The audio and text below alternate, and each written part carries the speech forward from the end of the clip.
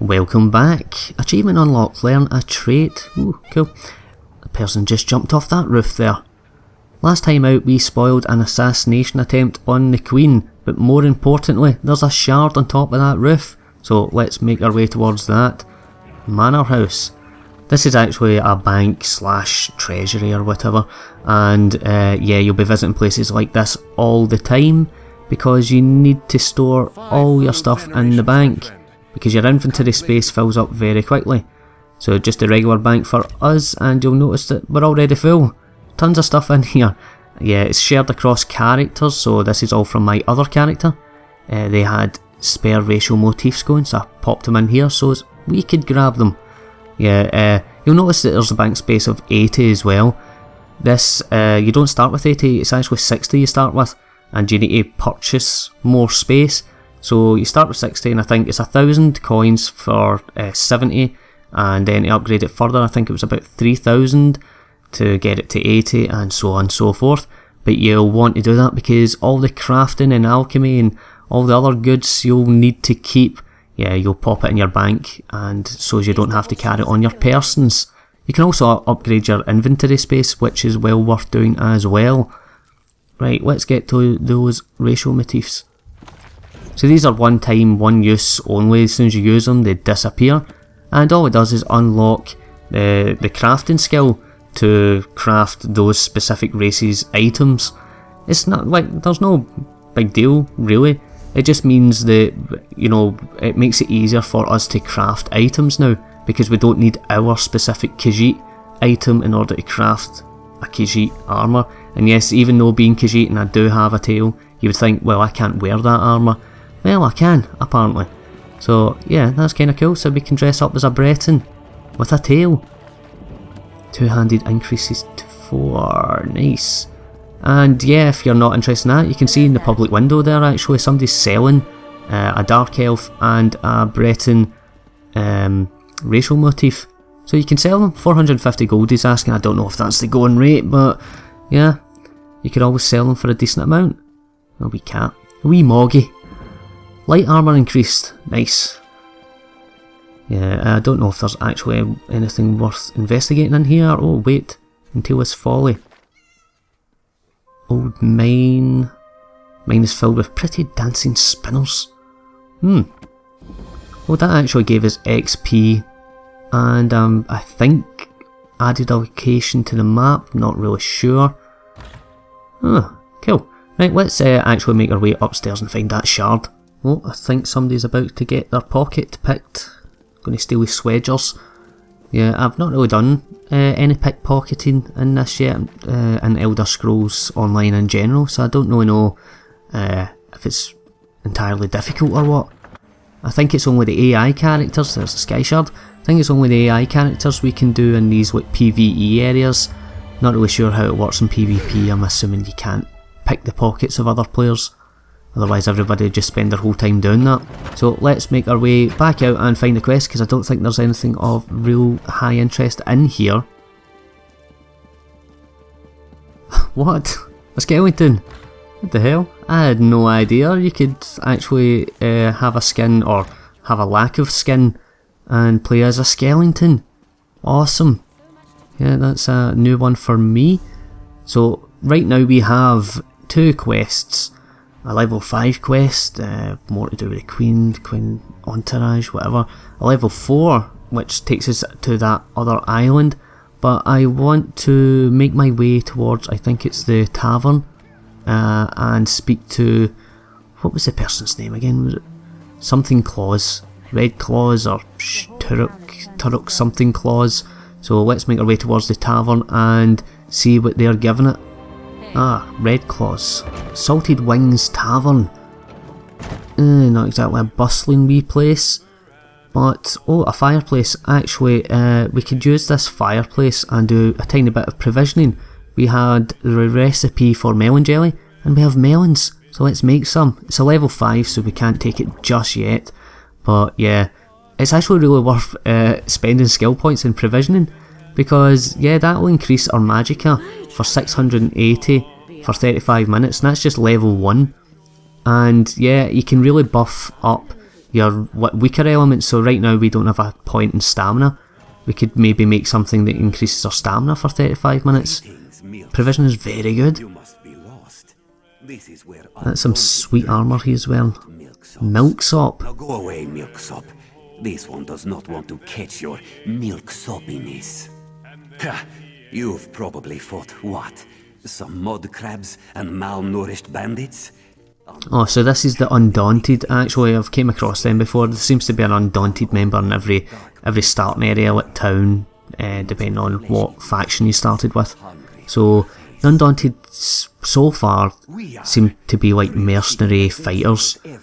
I haven't really done a lot of their quest lines or anything, but speaking to them, becoming a member or trying to become a member unlocks a skill line, and their skill line not entirely interesting for the type of characters I play as, but definitely worth.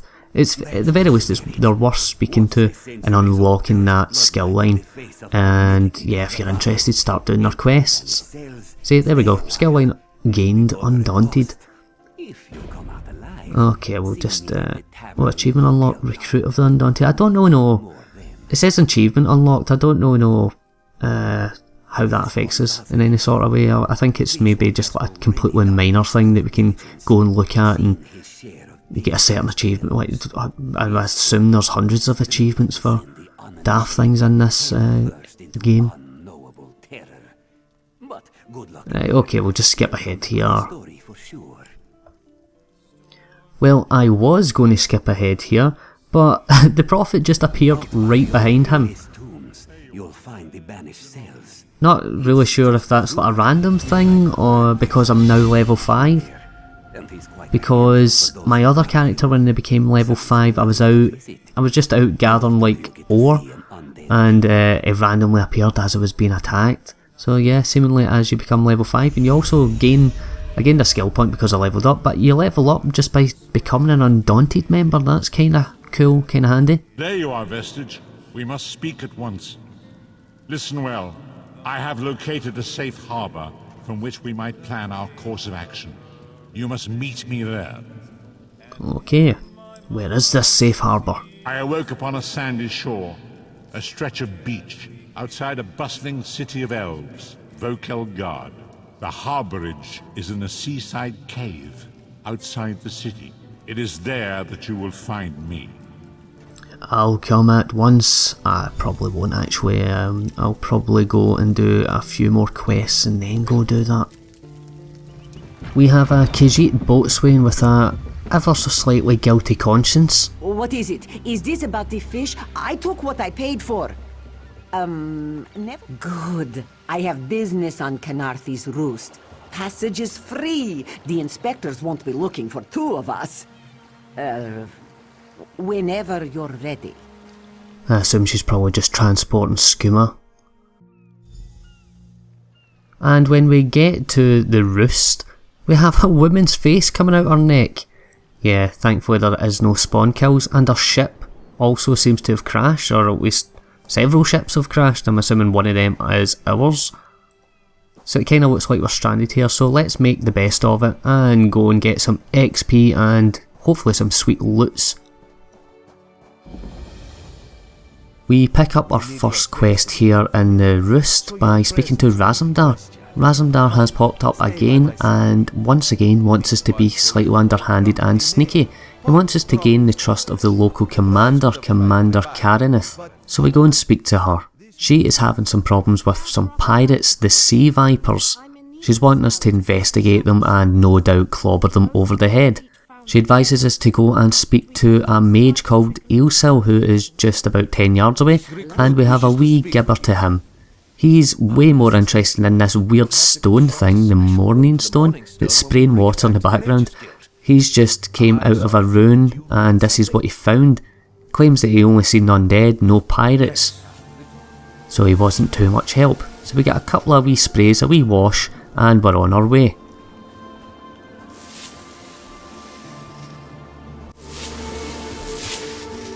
Are you not afraid?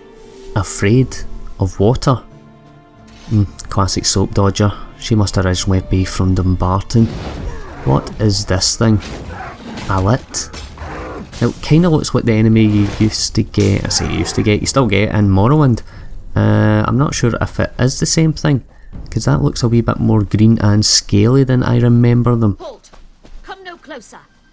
Did that chicken just speak? No, of course it's a ghost, not a chicken. Speaking chicken would be absurd. Heed my words. You endanger more than your life should you approach. A foolish spirit. My ambition brought me low, but I won't allow it to happen to another. The book before you bears a terrible curse, as do 2 others.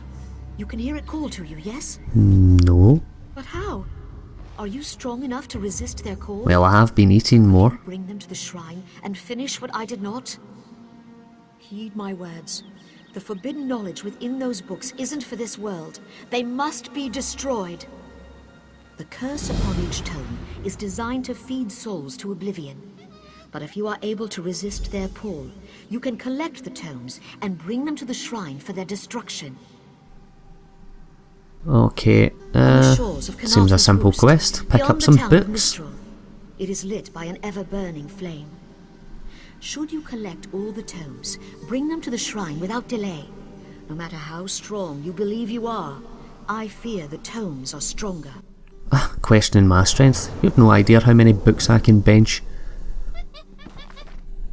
Yeah, I'm not reading all that. Yeah. Oh, wait, what is going on over here? This book had best be worth the price.